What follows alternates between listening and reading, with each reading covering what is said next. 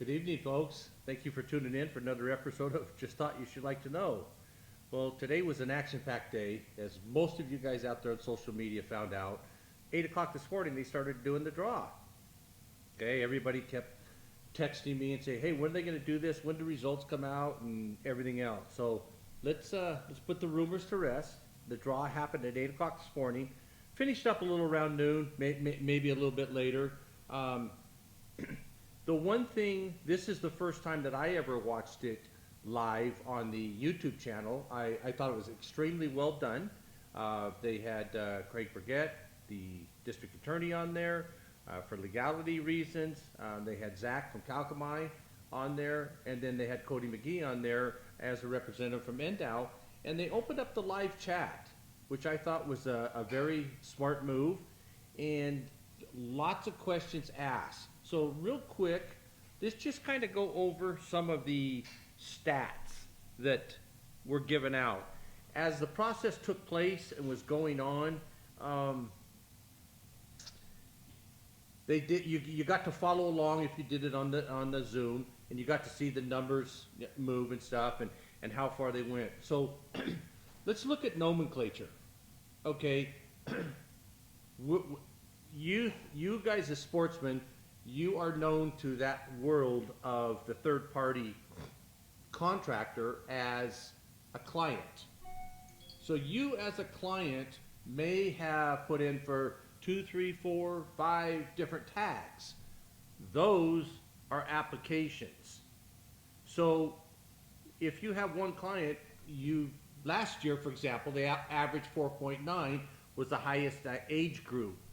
They do a very good job of breaking down the numbers, the stats and stuff.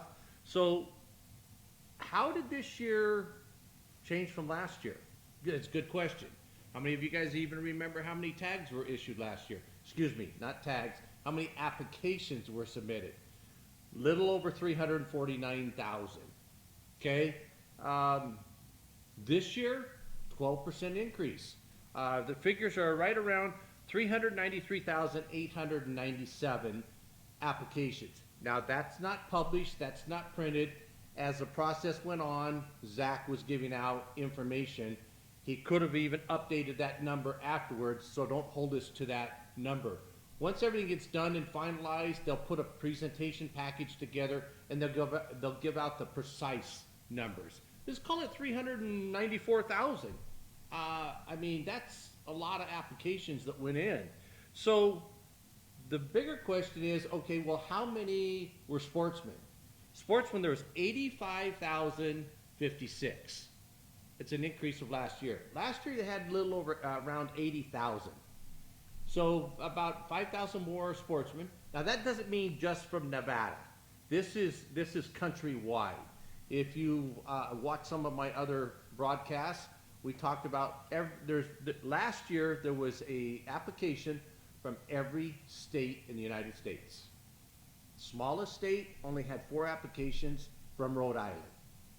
So what I'm saying is every state.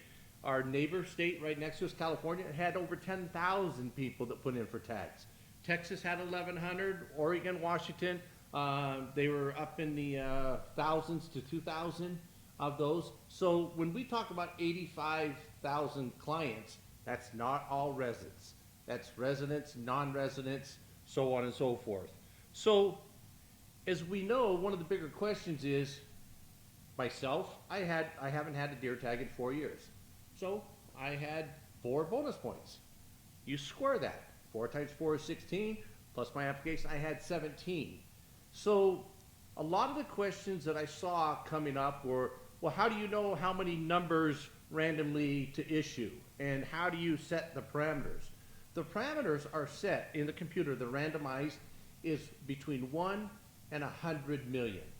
So what I'm saying here is there's some big holes in that pattern of between 1 and 100 million. Between 1 and 100 million, they actually issued, this is round numbers, folks, 8.4 million numbers. There's a little bit more than that, but the actual number will get published. So think about that, 8.4 millions. What we don't know is how many numbers were issued for each category, i.e. how many for sheep, how many for deer, how many for antelope. Hopefully the CalCombine will break that down and give that information to us as well. Because then you're looking at, hey, I only hunt pronghorn, or I only hunt deer and pronghorn, or whatever. A lot of guys put in for all of them. They kind of want to know what their chances are, what are their odds. Good questions. And in August, CalCombine will be doing a presentation to NDOW at their August meeting.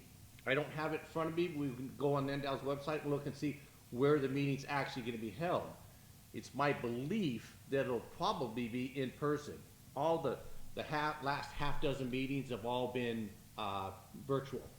So, and actually a lot of people have commented to us as the Southern Nevada Coalition for Wildlife, man, any chance that NDOW will keep on doing the virtual, even if somebody happens to go, because man, I just can't drive all the way to Winnemucca, or this or that.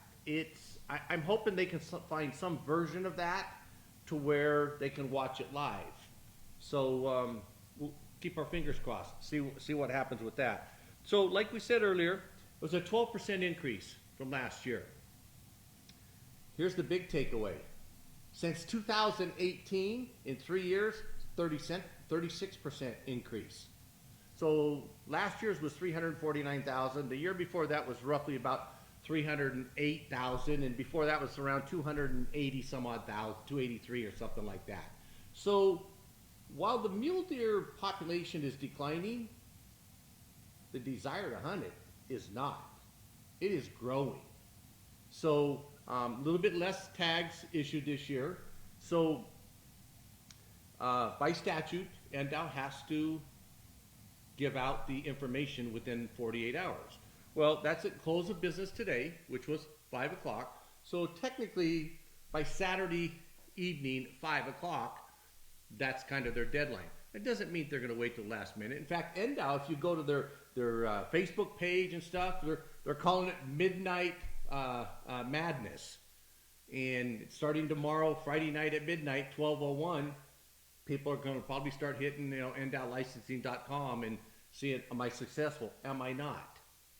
Don't know. We would like to hear who is successful, who isn't, and more importantly, how many years have you been putting in for that you're unsuccessful? One of the questions that was asked today is there a cap on how many bonus points you can get? The answer is no.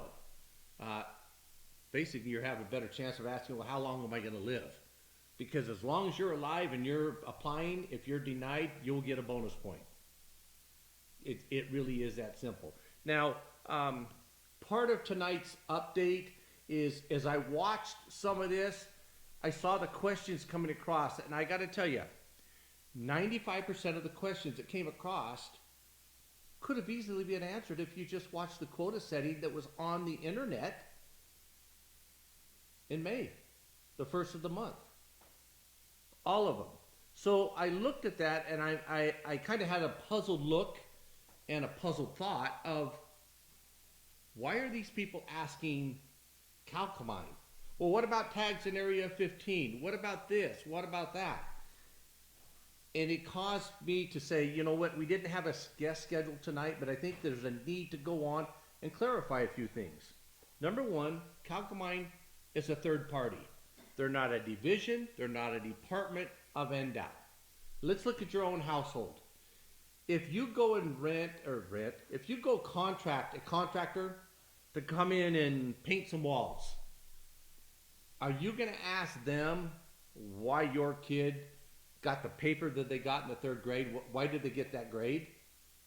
The painter has no idea. What I'm saying is, some of you are probably chuckling and laughing right now, going, oh my God. Yes, CalCombine is a third party. Fortunately for CalCombine, they are very up on the workings of NDOW, how it works. They know the NDOW personnel. They know them by name. That works in their favor because they're trying to take care of their customer. So NDOW is the customer to CalCombine. Okay, this is, I believe it's their third year in doing this, and they've been doing a very good job, a fast turnaround.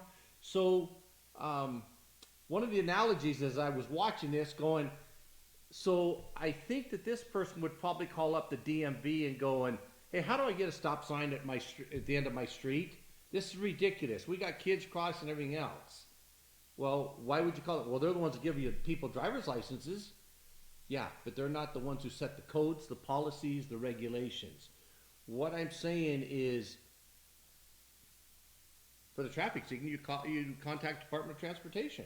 Okay? So for the inner workings of what about the tags in this area or that one, you would contact NDOT. You would attend their quota setting session. We've got 9 state wildlife commissioners that need and want to hear from us sportsmen. That's the reason they volunteer. Yes, they are governor appointed, but they volunteer for that position. They need to know how can they best represent you. But folks, here's a news flash. They are there to represent the wildlife. The wildlife comes first. So they have to take whatever measure they believe would be in the wildlife's best interest. That could mean an addition of tags, a reduction of tags. So let's look at this a little closer. The biologists do a recommendation. They say, and they break it down, very complex, but they break it down to every area in the state. And during that time, during that weapon class, it is a lengthy task to do. Those biologists dissect each one and say, for this area right here, with the data that we have in front of us and our model, so on and so forth, with all the current information they have, we feel justified in recommending this many tags. Where you, as a sportsman, come in and go, I hunted that area, I didn't have a tag, I took somebody in, I was in that area, I was in here for 3 weeks, I was in here for 6 weeks, from this time to that time. Here's what we experienced, here's what we noticed, and here's what we left with as far as knowledge. You say there's X amount of deer in that area, okay, I may want to argue with it. Where do you come up with that? We do deal in trends. You're never going to be able to find out exactly how many deer in this area, that area, how many mountain lions, all of that stuff. So they deal in trends. But here's your chance to get up to the microphone. You want to be a keyword warrior? Sit at the keyboard and send the wildlife commissioners an email ahead of time. It says, I reviewed the recommendations and I agree or I disagree or I'm okay with this. Send that email in. For 85,000 sportsmen that apply, and they only get a couple hundred emails? Wow. If you're that concerned, send an email in. Attend a CAB meeting. 17 counties, there's really about 14 active CABs. Probably about 10 of them, they're 10 to 12, I don't know exactly, that show up. And their job is to take comments from the public, the general public, and sportsmen at that local area. That area might consume 2, 3, 4 different hunt areas. They go to the state wildlife and they say, our CAB, this was the feedback that we got for this area of the state.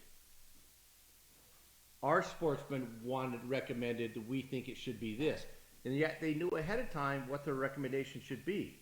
So what we're looking at is for the justification. Why do you think it should be higher? Why do you think it should be lower? Why do you feel it's okay? With what? What are you seeing? As you guys go in this next season, I'm going to put a challenge out to you. If you're hunting elk, but you happen to see a lot more deer than you do elk, or vice versa, take a picture of the species that you're hunting or not hunting and say, wow, we're out here and here's a herd of 25 deer. Do a video and go, let's see, there's 25 deer. I see 1, 2, 3, 4. I see 5 bucks in there. And let's see, I see 1, 2, 4, there's 7 does and the rest are fawns.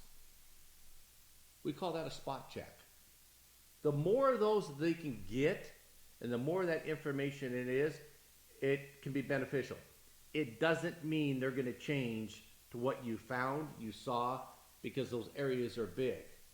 My point is, if our last meeting, if you listened in, our topic was, who sits at the proverbial table?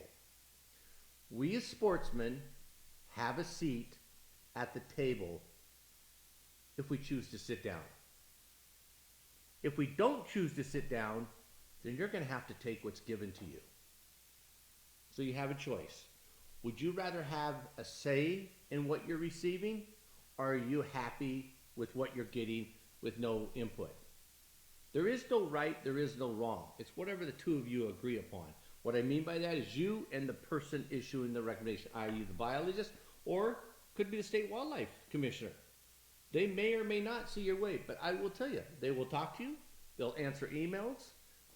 They're a working person just like you are. They probably can't take a phone call at 11:15 in the morning. But I guarantee you, the majority of all of those will call when they get off work, send a text back, an email back. They will probably do some form of communication with you. I highly suggest you take them up on that. In NDOW's website, all the 9 state wildlife commissioners have their contact info and they have their email. If you want to be courteous and polite, send them an email and let them respond when they have time. I have gotten a response back 99% of the time that I've sent an email out, a phone call out, and I can say that with NDOW as well. If I want to call up a biologist or somebody at NDOW because I've got a question on this, I get feedback. I'm not going to say this is our department, but I'm going to say that our money runs that department. Have a little bit of say in how that money is being spent. They may not have to agree with you, but as with every government agency, I can tell you there's a lot of guys that have a big heart and they put their best effort forward, the guys that are boots on the ground. This last year has been exceptionally hard. Clark County, 240 days with no rain. Man, they got to start flying some areas to find out if there's guzzlers that are going dry. You know, that's the sheep ones and stuff. What about our upland game? What about our quail guzzlers? How many of you guys have a trailer and maybe have access to a 250-gallon tank, probably a generator, and say 300 feet of hose? What's to stop you guys from going to NDOW and talking to them about how do we sign up so that you guys can get credit? What we want to do is we want to go fill up some of these upland game guzzlers, sheep guzzlers, in hopes of saving money so that they don't have to fly it in with helicopters and all that stuff. There's a lot of them you can't get to here in the south. But up in north, yeah, I want to tell you, I have received phone calls this last week that says, I hope we're not waiting till the last minute to decide to go do some emergency water hauls. Got a handful of guys right here, ranchers and stuff that have water trucks and water tanks on trailers for their cattle and stuff that says, if you tell us you got one it's empty, gonna be empty, me and a couple guys, we'll go out and we'll hit some of these. Dude, that's how we work. So you have organizations like Southern Nevada Coalition for Wildlife. We'll help coordinate that. Reach out to us. If you have an idea that you would like to have, I mean, it may be hard getting a hold of NDOW to answer your questions or to sign up for that stuff. Reach out to us. I'm going to give you my phone number, 702-400-6501. If you got an idea, call me. I will help you guys help the wildlife. Okay? So Memorial Weekend's coming up. Very busy week for us this next week. We're going to be having some people come on that are currently affiliated with Go Hunt. We are going to put a panel together here, and for the next couple of weeks after that, we're going to have some panel discussions. We may not come to any great conclusion, but rather than listening to one point of view, we want to listen to 3, 4, maybe 5 point of views and talk about, what is ethical hunting? What is, we don't take muzzle loaders, no scopes. It's primitive. It's iron sights. There's reasons for a lot of the stuff. But more importantly, I think we need to understand who the governing agency is, that a lot of those questions that went out today to Calcamine should have been directed at Endow. We have a lot of people moving into the state. My God, we went up 40-some thousand applications this year alone, where we've got different laws in Nevada that may be different than California, Arizona, Utah, whatever. That's kind of where the coalition comes in is, you know, we'll be a clearinghouse if you want us to. We're another source of information that we can help you. We can help you on the political side, where we try to educate senators, assembly people. We try to partner with the Nevada Firearms Coalition, gun bills, stuff like that. That affects all of us. So as a sporting community, we all need to be involved. Doesn't mean you got to get all dressed up and go down to a meeting. The involvement could be make a phone call, send an email in, forward some emails on that you might have received, and help keep everybody in the loop, so to speak. Maybe you're only an archery hunter. Nothing wrong with that at all. We've got some people that only want to muzzleload hunt. Some people only want to archery. Some people that only want to do all legal weapon. And, you know, all legal weapon, you can use a crossbow. A lot of people don't know. They can't use it in archery. But if you choose to, you can use that for all legal weapon. Okay? You've got some ideas that you think need to be changed, updated. Reach out to your local CAB. Go on Endow's website, go to meetings, and it'll go take you down to state wildlife. And off to the left-hand side, it'll say Citizens Advisory Boards. All the counties in the state that actually have a Citizens Advisory Board. Let's talk about that for just a little bit. We know that the 9 state wildlife commissioners are appointed by the judge. How do you get on the CAB? Who? Are they elected? Are they appointed? Who gets to pick and choose? That falls to the county commission in that respective county. So those county commissioners are the ones who appoint the CAB members. CAB stands for Citizen Advisory Board to Manage Wildlife. So it's CABWW. We commonly refer to it as CAB. So you guys got some subjects or some topics that you'd like to see us talk about, cover, discuss? Hey, maybe you just moved in here from another state and you could say, you know, back home we do it like this. How come you guys do it like that? I can tell you right now, you're probably not going to see a whole lot of tree stands in Nevada. Okay? So some of you that are coming from back east, it is a whole different world. I can tell you this. The majority of the people that are successful don't hunt off the road. Park the vehicle, get out and walk, while they're quiet. It's a spot and stalk. I'm not saying you can't get a stroke of luck and find one crossing the road, but guess what? You can't shoot across the road. The Las Vegas Woods and Waters just had their last luncheon, and they invited the game wardens to come talk. First time in the 30 years. The average age of Las Vegas Woods and Waters was 75 years old. So as the game wardens were talking and saying, hey, you know what, you can't have a loaded weapon in the vehicle. However, if you have a CCW, you can have a loaded sidearm, a pistol on you. But that's the only thing that can be loaded. And our group is like, okay, and then they elaborated. You can't shoot off the side of the truck, you can't lean off the mirror, whatever. And one of the other game wardens said, let me make it simple. You can't even lean a loaded firearm up against the vehicle. The Woods and Waters members that were 75 years old had never had a hunter safety course. They were all born before 1960. Some knew it, but they didn't understand some of the ambiances of what truly goes on, because they're hunting today the way that they did probably back in the 60s. You know, back in the 60s, nobody carried binoculars. That was an anomaly to see somebody. That was an anomaly to see somebody with a scope. Those were pricey. Those started to come around. And our panel that we're going to have on here is going to kind of talk about that. How did you get started? When you came into the hunting tradition, what was the so-called standards or etiquettes at the time you came in? Who taught you how to build a fire? It's kind of obvious today that you can look at somebody's woodsmanship and got a cup of gasoline or 2 cups of gasoline and a big log.